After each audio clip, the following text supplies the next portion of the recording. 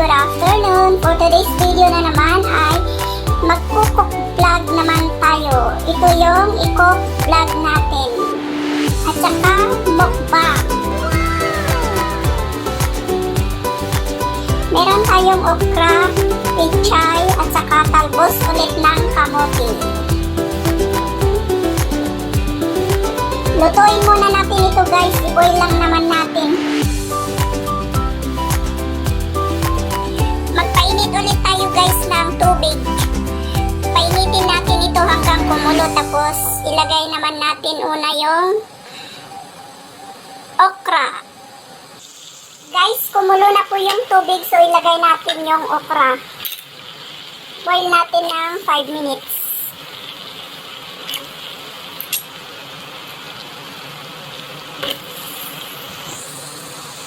Tapos na po yung 5 minutes, so tanggalin natin sa tubig.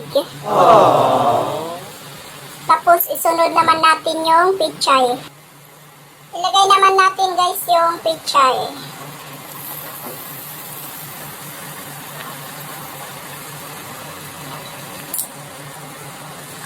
Boil natin ng 2 minutes. Tapos na din yung pechay. Tanggalin naman natin. Sunod natin yung talbos ng kamote. Ay, talbos ng kamote. Pakuluan natin ng 2 minutes. Luto na po guys yung talbos ng kamote. Tanggalin natin sa tubig. Ito na po guys yung pinakuluan natin sa tubig na imukbang natin. So, may sausawan ulit na bagoong with kalamansi at saka sili.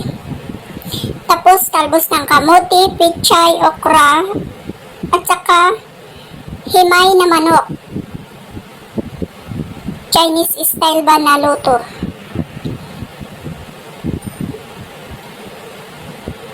Kain na tayo guys. Hello guys, good afternoon. Ito naman ang imukbang natin. Yung niluto nating gulay. Meron tayong okra, chicken, at saka talbos ng kamote, pechay, at itong sausawan natin is kalamansi, sili, at saka bagoong. Meron naman tayo dito isang piraso ng saging, at saka may grapes juice tayo dito. So, tara guys, samahan nyo ako, kain tayo.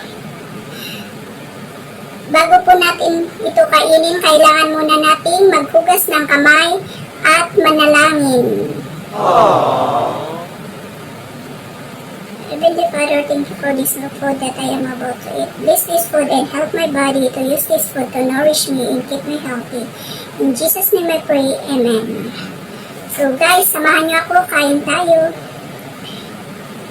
Simulan natin dito sa talbos ng kamote.